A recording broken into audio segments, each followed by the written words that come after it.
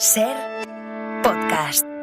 En este episodio tenemos a varias heroínas que subvierten los modelos clásicos del cine y las novelas. Eva Green encabeza el reparto de la segunda parte de Los Mosqueteros, la saga que ha recuperado el cine francés con la actriz en el papel de Milady. Emma Stone busca su segundo Oscar con Pobres criaturas, un papel kamikaze con el que triunfó en Venecia. Y además tenemos a una mirada al motocross urbano en la periferia de Francia. Música y compromiso con Little Richard y nuevas series para hacer un maratón.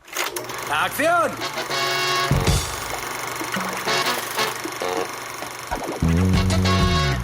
El cine en la Ser con Pepa Blanes.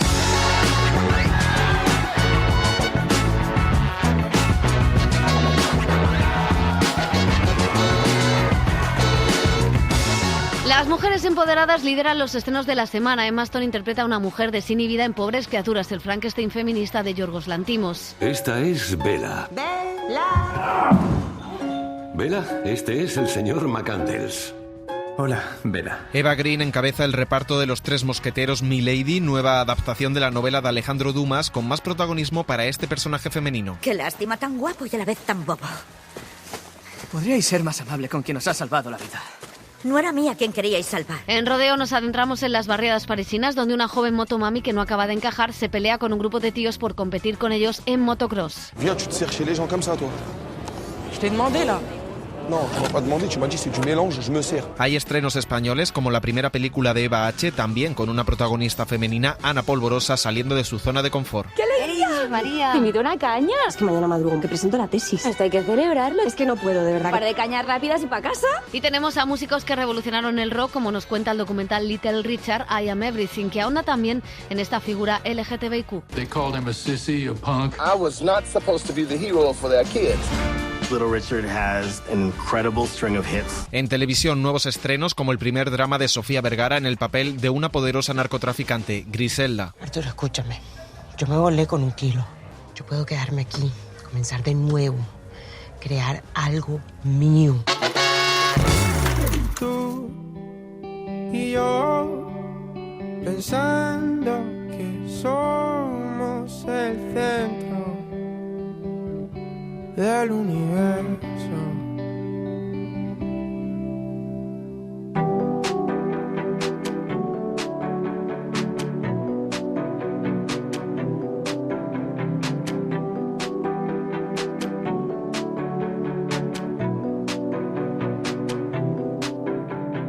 Tú y yo, jugando a que salte la tensión.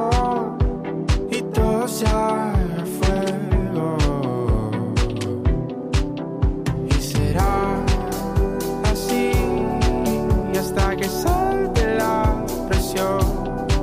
Y cuando salte la presión, te leo lo que te escribí. Tú y yo, cantándole a las amapolas, riéndonos que el río llora y escuchando lo que te escribí. Tú y yo, bailando alrededor del río, aceptando todo lo que vino, bebiéndolo y dejando ir, bebiéndolo y dejando ir.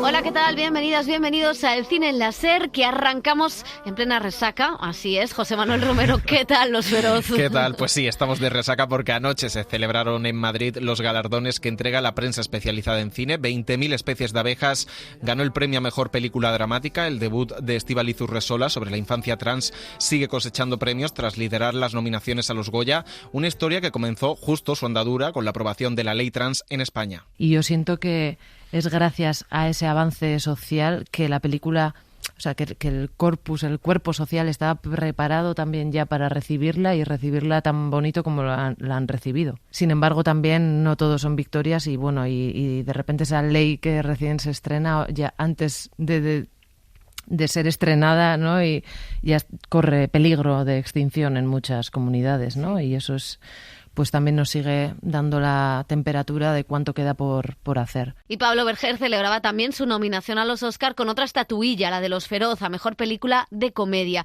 Lo mismo que J. Bayona, nominado en los premios de Hollywood en Película Internacional y en Maquillaje y Peluquería, anoche lograba el premio a Mejor Dirección por llevar a la pantalla la historia de los supervivientes de los Andes. Es una manera también de reivindicar esta historia de luchar contra este relato de los ganadores y del heroísmo entendido desde esta cosa machirula del guerrero. Aquí hay en esta película recuerdo que le decía al actor, tienes que aprender tienes que aprender a morir, tienes que aprender a llorar, tienes que aprender a dejarte cuidar. Entre los intérpretes, estatuillas para Malena Alterio como actriz por su papel en Que nadie duerma y para David Verdaguer por interpretar al cómico Eugenio en Saben aquel. Y en televisión había una clara favorita y ha arrasado. La que habla con Dios soy yo. Tu padre está muy orgulloso de mí. No sabes cómo me miró cuando se lo dije. Creo que soy Santa Resurrección. Me siento agradecida a Dios. Si surgen los vientos de la tentación y te arrojan a las rocas de la tribulación, mira a la estrella, llama a María. Estela Maris. La Mesías de los Javis gana el Feroz a Mejor Serie y 4 de sus actores recogieron galardón: Lola Dueñas, Roger Casamayo, Albert Pla e Irene Balmes. El premio a Mejor Serie de Comedia ha sido para Poquita Fe. Como decíamos, esta semana hemos conocido las nominaciones a los Oscar y con la carrera de premios ya perfilada también vuelven nuestras conversaciones de Goya, los encuentros de nominados y nominadas. Ya pueden escuchar la mesa de directores con J. Bayona, Isabel Coixet, David Trueba y la triunfadora de los Feroz, Estíbaliz Urresola. Conversaciones de Goya. Yo creo que el cine va de la mano de los cambios sociales. Puede ir delante a veces, pero lo más normal es que sea un reflejo y que porque somos al final simplemente otro agente dentro de esta sociedad. Vivimos una época donde todo es ligero, todo es inmediato, todo es indoloro. Yo recuerdo cuando era un crío esperar con ansiedad el estreno de una película, hacer cola, verla en la pantalla grande con un montón de gente y hablar de ella. Eso le da, la espera le da un valor. El cine ya no conforma ese imaginario donde tú aprendías a querer, a pensar, a besar, a follar, a reflexionar, aprendías lo que sentía la gente cuando salía de Dachau. La cultura del arte están perdiendo el hueco en la sociedad porque, bueno, hay un negocio en las otras cosas que es desatado y es brutal. Y quiero decir, yo siempre creo que la comparación con el deporte es una buena comparación porque en muchas ocasiones el Ministerio de Cultura y Deporte y Educación han ido juntos y por lo tanto compararnos con ello ahora mismo sería terrible. O sea, creo que el deporte está consumiendo horas y horas y horas y horas y horas y horas de los medios, tiene muchísima importancia. A base de la idea de competir. Es muy sano, claro, pero me parece que es excesivo. O sea, es decir, que es un exceso de información porque es una información blanca que contribuye también al entretenimiento, digamos, como más leve de la gente, ¿no? Que neurona en actividad cero, ¿no?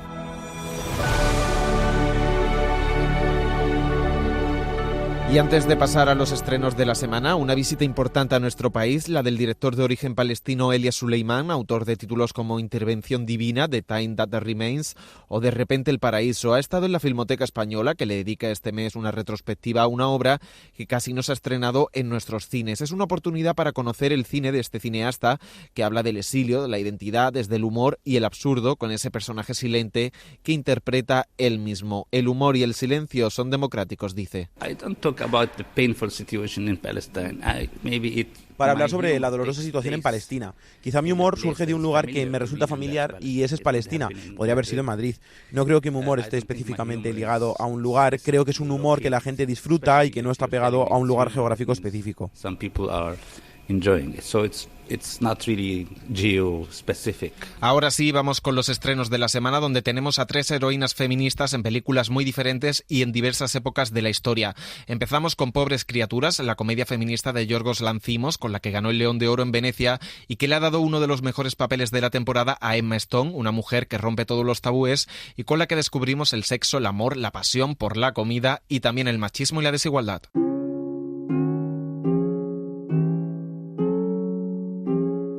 Yorgos Lanthimos se obsesionó con Pobres criaturas, la novela del británico Alasdair Gray, quien antes de fallecer le dio permiso para adaptarla. Años después, el director griego, tras varias películas rodadas en Hollywood, ha conseguido levantar esta especie de Frankenstein feminista y desinhibido con el que ganó el León de Oro en Venecia y con la que se ha colocado a las puertas del Oscar. Poor Things, by Yorgos Lanthimos. La novela sucedía en 1979 con el gobierno conservador de Margaret Thatcher, todo un retroceso en derechos que para el autor hacían volver a Gran Bretaña a la edad victoriana. Esa es precisamente la época que elige Lanthimos para ambientar su película, que se mueve entre el cuento gótico, la sátira social y la ciencia ficción, donde decorados, vestuario y fotografía, con ese ojo de pez que ya le funcionó en La Favorita, crean un nuevo mundo. Es bastante contemporánea en cuanto al concepto de libertad y a la forma de entender el mundo, o la posición de las mujeres en la sociedad, la relación entre hombres y mujeres. Quizá es una de las cosas que más ha cambiado en la sociedad, porque ahora tenemos nuevas herramientas para identificar algunas cosas en ese sentido. El libro está escrito en los años 90 y por eso lo más curioso es que siga siendo contemporáneo. En una ciudad inglesa vive un extraño doctor, experto en trasplantes y otras cosas raras, William Dafoe, que cuida de una chica extraña que tras una operación de cerebro hecha por el propio doctor y padre adoptivo tiene la edad mental de una niña, pero el cuerpo de una atractiva mujer. La brillante Emma Stone firma uno de los papeles más complejos y agradecidos de la temporada, que maneja la comedia y que evita caer en arquetipos manidos. Para vigilar que aprende los modales, contrata a un ayudante, otro médico que acaba enamorándose de ella, Rami Youssef. Esta es Bella. Bella, este es el señor McCandles. Hola, Bella. Sin embargo, Bella, así se llama la protagonista, escapa a toda opresión masculina, la del padre, la del novio y aliado, y también la de un amante embaucador que aparece de repente y que se la lleva a conocer mundo en un crucero por el Mediterráneo, y que no es otro que un descarado marráfalo. Eres la mujer más bella que he visto jamás. Estar viva me resulta fascinante. Todo el viaje del héroe, o más bien de la heroína, es una huida del patriarcado, que aparece y reaparece bajo mil formas y que parece obsesionado con que el cuerpo femenino esté siempre disciplinado, en casa y listo para el servicio del hombre, como ya nos advertía Michel Foucault. Playing Bella was unbelievable. I think this is a rom-com. I see this as a rom-com. Interpretar a Bella ha sido algo increíble. En realidad creo que esto es una comedia romántica. Lo digo en el sentido en el que Bella se enamora de la vida misma en lugar de enamorarse de una persona y acepta lo bueno y lo malo de la vida. Y eso realmente me ha hecho ver las cosas de otra manera. Saber que todo cuenta, que todo es importante. Y ella se ha quedado conmigo profundamente. En todo ese camino, Lanthimos y su guionista Tony McNamara aprovechan para introducir algunas cuestiones que ya estaban en la novela, como el reparto de la riqueza, la revolución de clase, la prostitución o la violencia de género. Se habla del matrimonio como otra forma de dominación masculina. Se habla de ciencia y de romper las normas puritanas y las convenciones sociales, y también de los límites de la medicina, como hacía Mary Shelley, obra de la que la película y la novela son herederas. As soon as I read the novel, I realized that we would need to build.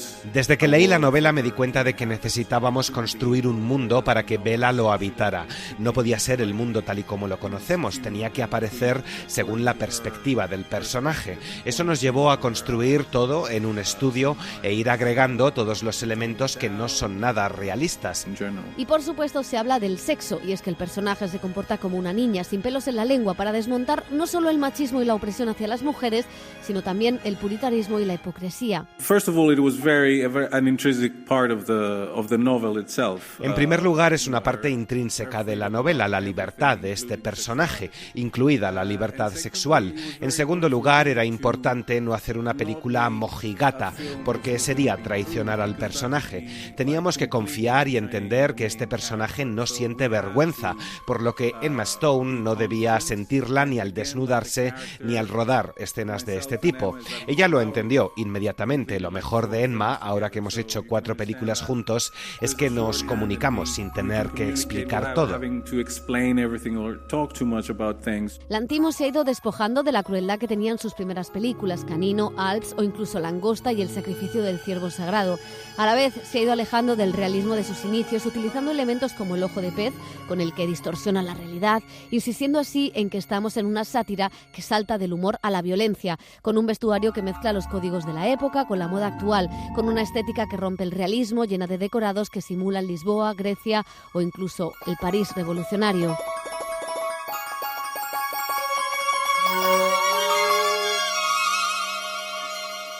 Y de Emma Stone pasamos a otra actriz que interpreta a otra heroína en la Francia del siglo XVI. Eva Green es la protagonista de Los Tres Mosqueteros, Milady, segunda parte de este nuevo intento del cine francés de llevar a la gran pantalla otra vez más la novela de Alejandro Dumas, ahora dándole más protagonismo a este personaje femenino. Vincent Cassel o Louis Garrel completan el reparto de esta superproducción gala de aventuras.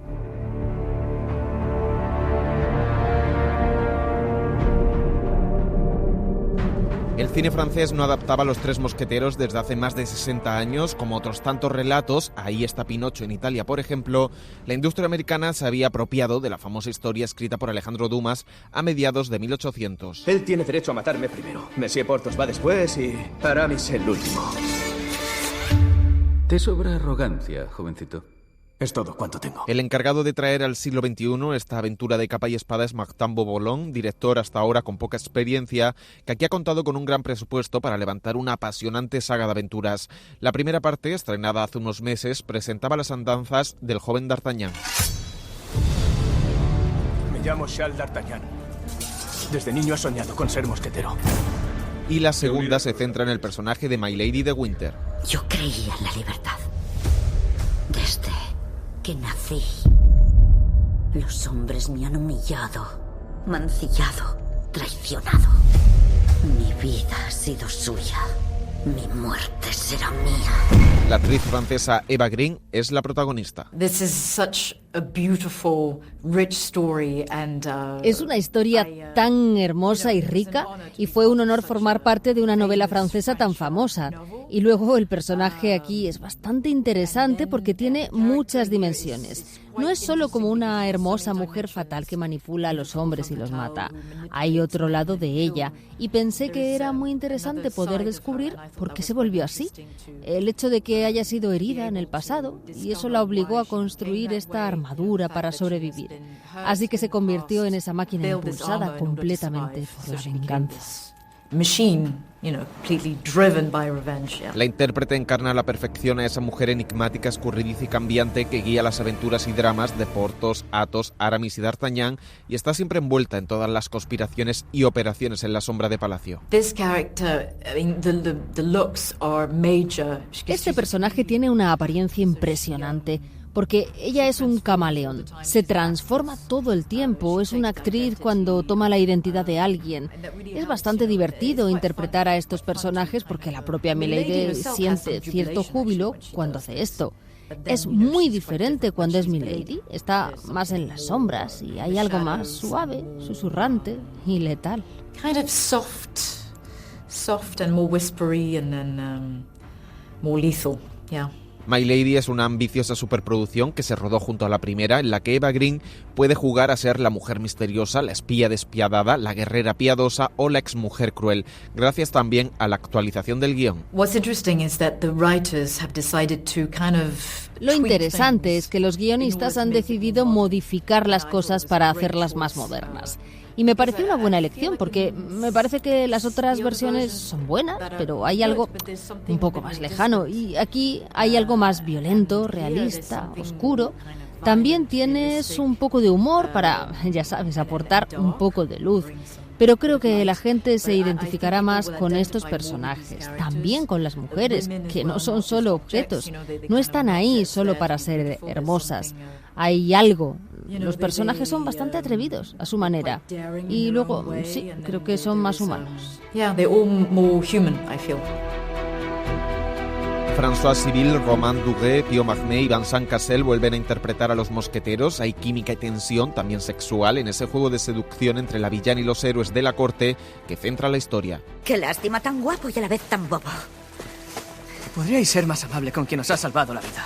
El motor de la trama es resolver los enigmas de la primera entrega, no solo las maquinaciones del temible cardenal Richelieu y las batallas religiosas, sino también el secuestro de Constance, el gran amor de un D'Artagnan que siempre se topa en las sombras con Milady. No era a mí a quien queríais salvar, sino a Constance Bonacieux. Esperad. ¿Qué? La raptaron porque vio el rostro de los traidores. La actriz que saltó a la fama con Soñadores de Bertolucci se reencuentra aquí con uno de sus compañeros, Louis Garrel, que se pone una buena peluca para interpretar al rey, a Luis XIII, tras dar vida hace unos años a otra figura histórica muy diferente. Interpreté a Robespierre, tienes razón. Me sentí un poco culpable por interpretar a un rey después de interpretar a Robespierre. Eso fue lo primero en lo que pensé, que había interpretado al revolucionario de Robespierre y luego fue quien mató al nieto de Luis XIII, de hecho. Martin Bouboulon imprime ritmo, una buena coreografía de la acción con plano secuencia y revitaliza esta saga de aventuras que no pasa de moda.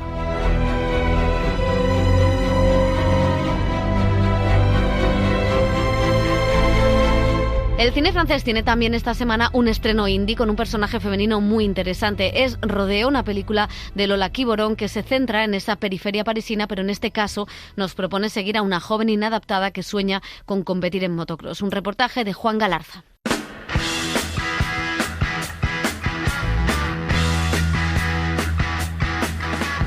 La historia del cine ha construido a lo largo de los años todo un imaginario alrededor de las motos. En los años 60, en el albor del nuevo Hollywood, una película se asoció para siempre con el sentimiento de libertad.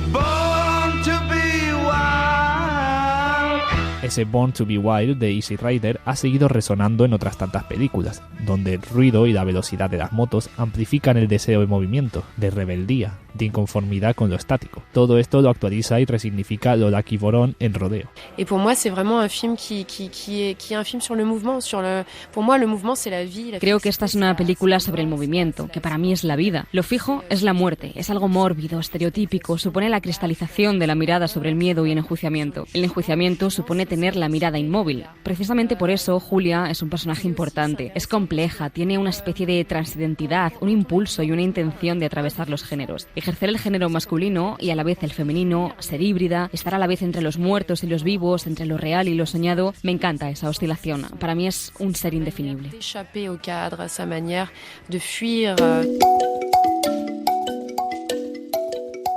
Estrenada en el Festival de Cannes, esta ópera prima francesa hizo mucho ruido en la sección Una cierta mirada, al ubicar a una protagonista del extrarradio en el masculino mundo del motor, donde se escenifica una práctica perseguida por las autoridades, la cross bitume, una especie de motocross urbano. Pour moi, dans cette pratique, il y a une forme spectaculaire évidente, Para mí, en esta práctica de motocross urbano, hay una forma espectacular que es evidente y una suerte de poesía que es increíble. Los códigos también, el lenguaje, la vitalidad, ese impulso entre la vida y la muerte, la cercanía, un accidente, ese subidón de verte con la muerte enfrente, evoca ideas muy potentes, ruidos, transpiración, cuerpos sobre el sol, olores. Y luego está esa dimensión política en la que me ha interesado cómo se forman familias alternativas, uniones a través de una misma pasión. Eso resulta bastante bonito de ver, observar cómo esos jóvenes se mezclan y la solidaridad que hay entre ellos a pesar de las diferencias. Incluso a veces hay barrios que se juntan en estas carreteras que, pese a no estar nunca de acuerdo, reconectan a través de esta pasión. Este mundo clandestino sirve como refugio a Julia, la protagonista de la cinta, un personaje muy particular, de identidad casi indefinible, que podría recordar en cierta medida de Titán, de la también francesa Julia Ducournau, y con el que su directora desafía constantemente la categoría de género. En lisant Paul B. Preciado, littéralement, je pense que ce livre a sauvé. Leer a Paul B. Preciado salvó mi vida porque comprendí quién era, entendí mis deseos y fue una verdadera introspección. Descubrí que yo era una persona fluida y que podía serlo, que podía oscilar entre el binarismo y que oscilar entre el binarismo era destruirlo de alguna manera, estar en movimiento. C'est détruire la binarité d'une certaine manière et c'est être en mouvement. Con una cámara en constante movimiento y una estética incluso sucia por momentos, la película podría leerse en clave de radiografía de un estilo de vida ignorado por el resto, al que Quivorón retrata sin prejuicios y buscando de su propio lirismo. Quand on est réalisateur, il faut être humble. Et pour moi, je me suis toujours Creo que cuando diriges hay que mantenerse siempre humilde. Siempre he intentado situarme de manera horizontal con respecto al tema de la película y nunca por encima. Diría que incluso a veces un poco por debajo. Estudié en una escuela de cine pública en París llamada La Femis, donde enseñan a controlar todo y a experimentar con nuestra futura profesión, pero con Rodeo intenté desaprender todo eso. Aprendí a dejar hacer y en ese dejar hacer es muy bonito estar a la escucha de lo real. Por eso digo que hay que ser humilde y quedarse por debajo para intentar recibir eso y trabajar con ello. Pour recevoir ça et faire avec.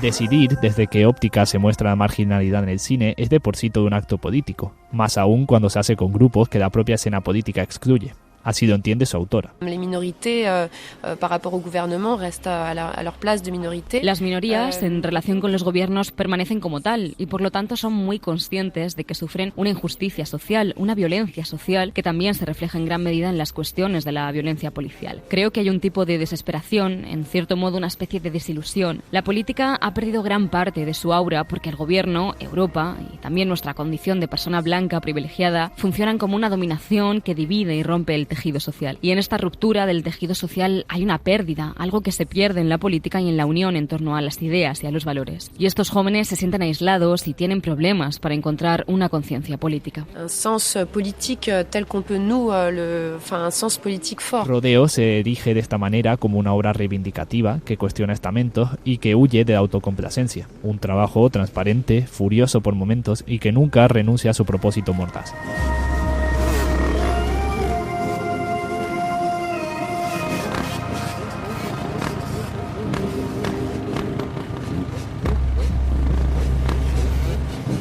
Alma de heroína tiene también el protagonista del siguiente estreno. Es un documental musical el que recorre la figura revolucionaria de Little Richard, un músico popular que además fue un emblema LGTBIQ+. Nos lo cuenta Helio Castro. Precious Lord, take my Se llamaba Richard Wayne Penniman, pero enseguida comenzaron a llamarle Little Richard. Nació en 1932 en Macon, Georgia, creció entre blues, gospel, canciones religiosas y aporreando el piano de su abuelo. A los 15 años su padre le echó de casa porque Little Richard era abiertamente gay. Se fue a vivir con un matrimonio blanco que regentaba un pequeño club. Allí comenzó a actuar. Formó parte de pequeños grupos y grabó unos cuantos discos con poco éxito. En 1955, casi de casualidad, grabó una canción.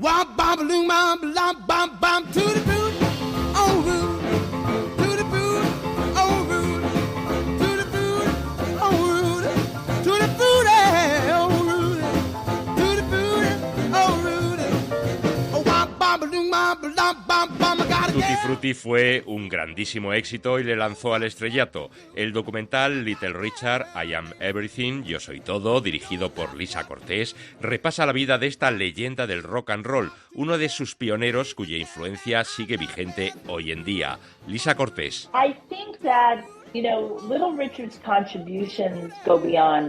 Yo creo que la contribución de Little Richard fue más allá de la música. Influyó, por supuesto, en la forma de actuar sobre el escenario, pero también en la expresión de género. Todos esos elementos se pueden ver en muchos músicos contemporáneos, como Bad Bunny, Rosalía o Tyler, the Creator. Not taking away from Bad Bunny or Rosalía or Tyler, the Creator. Todos se expresan de una manera parecida a cómo lo hacía Little Richard. Fue un emancipador de las formas artísticas y de la música. Of music brought to people.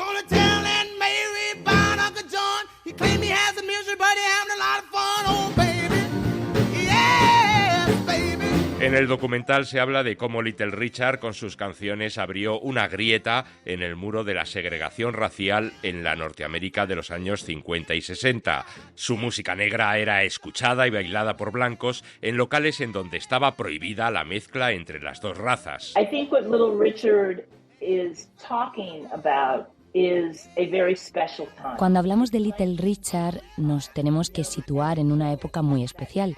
Es 1955, un año en donde se asesinó a una persona negra simplemente porque supuestamente había silbado a una mujer blanca. Performing for both white and black people. En ese tiempo tan convulso, Little Richard consiguió que a sus conciertos fueran negros y blancos en espacios donde estaban segregados.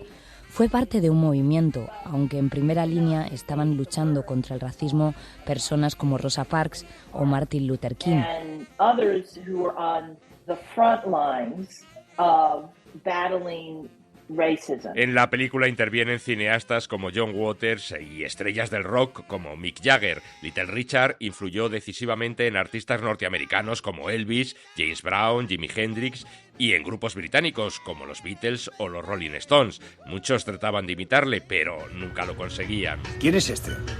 ¿Quién? El de la radio. Little Richard. ¿En serio? ¿Es Little Richard? Claro. ¿Podría tocar algo así, Doc? No lo sé, parece bastante complicado. Tiene razón.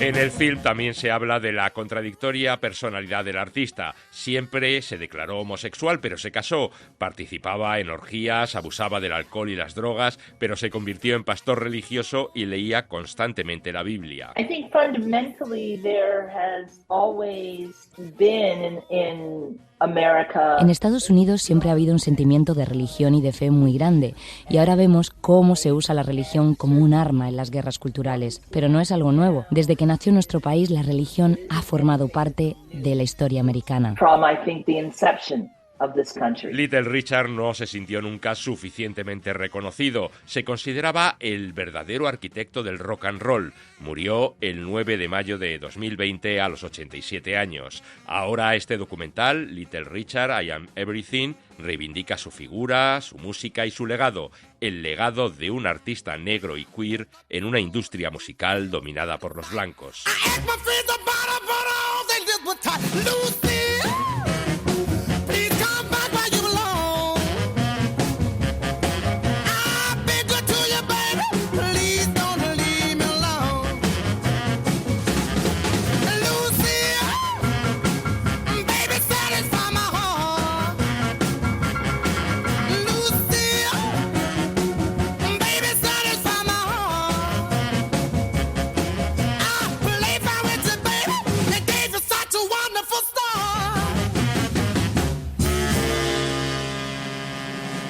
El cine en la SER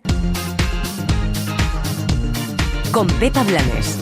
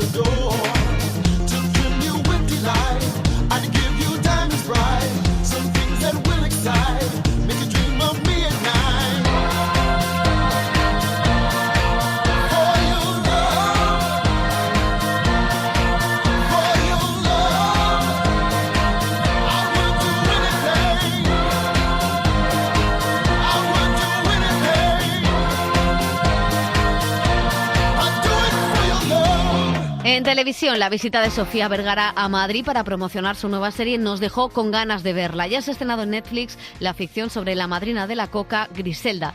Dani Garrán, ¿qué tal? Las historias sobre el narcotráfico en Colombia son muy recurrentes. Después del universo Narcos, ahora conocemos la historia real de Griselda Blanco, una mujer que creó uno de los cárteles más exitosos de la historia en los 70 y 80. Sofía Vergara produce y protagoniza su primer drama en el que se demuestra que el sexismo también existe en el mundo de los narcos. Arturo, escúchame. Yo me volé con 1 kilo. Yo puedo quedarme aquí, comenzar de nuevo. crear algo mío. El Zorro se actualiza para llegar a nuevas generaciones. Miguel Bernardó coge el testigo de actores como Antonio Banderas o Tyrone Power en una nueva serie ambientada en la multicultural y cambiante California de principios del siglo XIX. Renata Notni, Rodolfo Sancho, Paco Tous y Luis Tosar también forman parte del elenco. Esta nueva interpretación de las aventuras de Diego de Vega ya está disponible en Prime Video, aunque también puede verse en abierto en Televisión Española este domingo. He venido a hacer justicia. Este traje no es de quien lo lleva, es de todos. Es esperanza, es una promesa. Soberbia, vanidad, asesinato. La lista es larga. Y vuelven los curas que investigan supuestos milagros. Los Enviados estrena segunda temporada en Sky Showtime y se traslada de México a España, donde los sacerdotes, interpretados por Miguel Ángel Silvestre y Luis Gerardo Méndez, son enviados a un pequeño pueblo gallego donde 3 monjas ciegas afirman tener una visión milagrosa. El argentino Juan José Campanella, ganador del Oscar por El secreto de sus ojos, dirige esta nueva entrega más policíaca y menos sobrenatural. El convento, ya lo veréis, es enorme, pero solo quedan 3 hermanas sacramentinas que lo gestionan como pueden. Y ahora viene lo mejor. Están ciegas, las 3. Están ciegas, pero, y esto es lo bueno, una de ellas tiene visiones.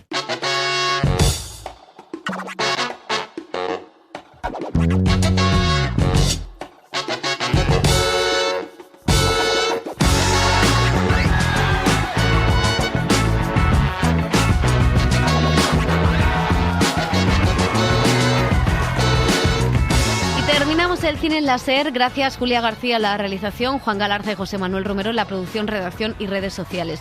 Nos marchamos con Mónica Randall, que anoche recogía el Feroz de Honor, y lo hacemos con La Escopeta Nacional, la sátira de Berlanga que siempre viene bien para definir a la España en la época que sea. Adiós. A mí estos señores me la traen floja. El lenguaje, Canibel. Hay que cuidar el lenguaje. Sí, perdón.